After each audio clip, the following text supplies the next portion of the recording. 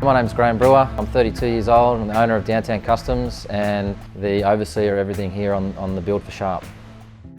The Sharp Monaro is a 1972 Holden Monaro. Peter Sharp brought the car to us back in 2012 in December actually, and it was a rotted out shell, and he wanted to make it a nice driving car that he was going to drive around the country.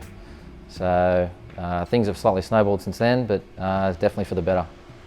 My name's Peter Sharp. I'm the owner of the HQ Monaro that we're building here at Down Town Kustoms. It's a car that I originally picked up from Gosford off eBay. I actually bought two HQs at the time with a mission of, taking the best of both cars and assembling a car. I then found Graham, who was out at Tuncurry for the build. We originally had a concept of making it more like a rough and ready Mad Max type car to drive around Australia. But as we got into the build, a combination of things happened. The first was that the car wasn't in that good condition, even though we'd chosen the best parts of each car.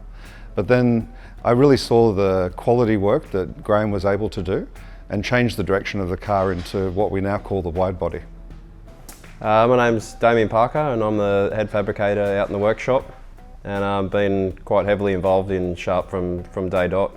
Inner sills, outer sills, A pillars, B pillars, like everything from basically 200 mil up from the ground up. The car was just rotten to the core, so that was the basis to start, get it on the frame table, jigged up, squared, and start from there. The overall styling of the car was came about when Peter decided to go from a simple build to taking it to a pro touring style car, and at that point we'd already done the chassis, the inner tubs and things, so we didn't want to change too much of that, so the only option was to go outwards.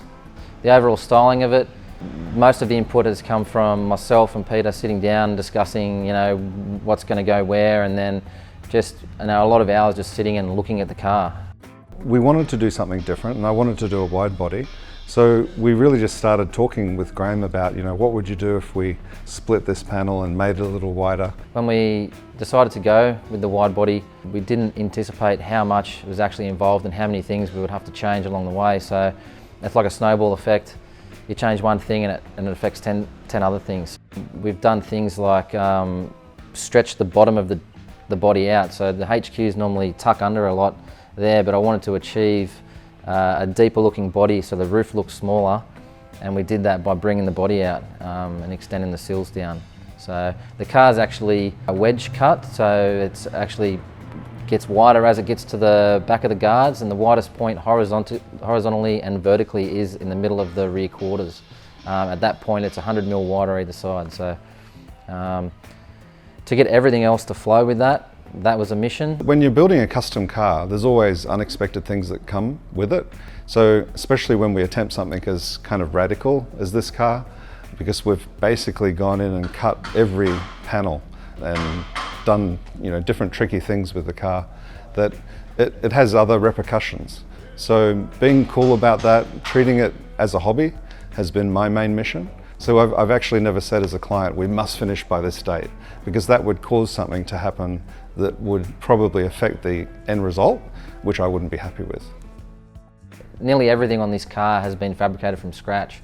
Like I was saying, the snowball effect. So when we've done the wide body, it's created issues that we've had to address along the way. So we've had to actually fabricate a lot of the things because you just cannot buy this stuff, and it's a one-off car, and it has to be changed but still look in proportion and to look right with the car. So really the only thing that is standard is the middle of the roof skin. The sides of the roof skin are fabricated, the front and back part of the roof skin is fabricated.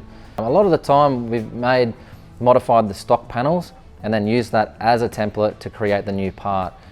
My name's Aidan Hunt. I've been here for about almost 3 years, and I'm a sheet metal fabricator.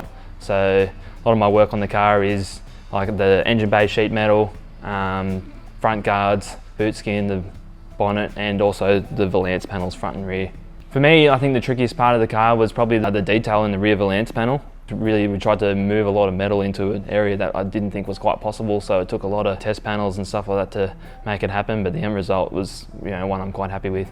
The Sharp Monaro, being an all-metal car, has had a lot of modifications and a lot of metal added to the car, but it's also had a lot of metal taken away.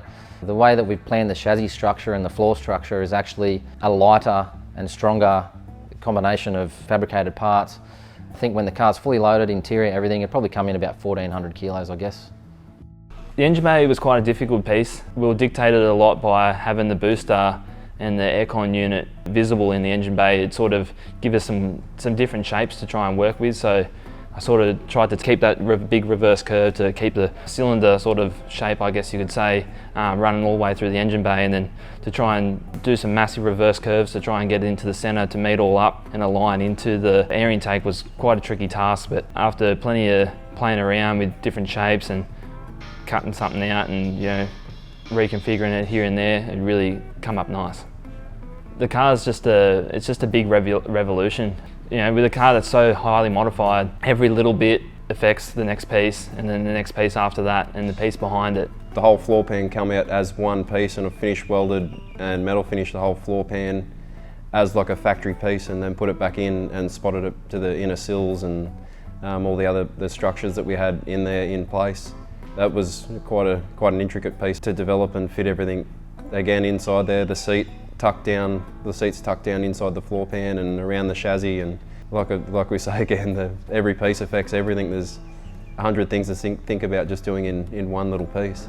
One of the things that I love about the car is the fact that we deleted the nose cone, which really elongates the front of the car, and I think it's something that people don't initially see or realise. But in addition to the wide body, it makes the car feel longer because we've deleted all of those gaps. For the interior, we're using it out of a 2006 Monaro combined with a 2002 donor car Commodore, and we're going to come in and do a whole custom interior on top of that.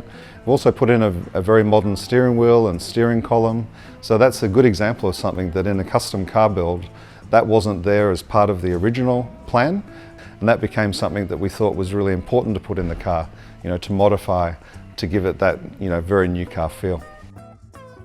The engine in Sharp is a GM Performance engine. It's an LSX 376 and the B15 models. The B15 means it's built for boost, which handles everything that the Harrop 2300 supercharger can give it.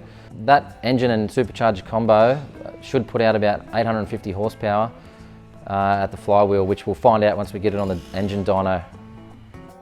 So we are starting to see the light at the end of the tunnel now with the Sharp build. As far as deadlines go, we don't want to give too much away, but we are getting closer every day, and there's still a lot of things to tick off the list, but we are definitely seeing the light at the end of the tunnel. It's not going to be a trailer queen, and it's also part of the reason that we've done different things with it, like the paint scheme will be something that we can easily, you know, touch up when we get, you know, chips in the paint and all that kind of stuff, because it really will be a driver.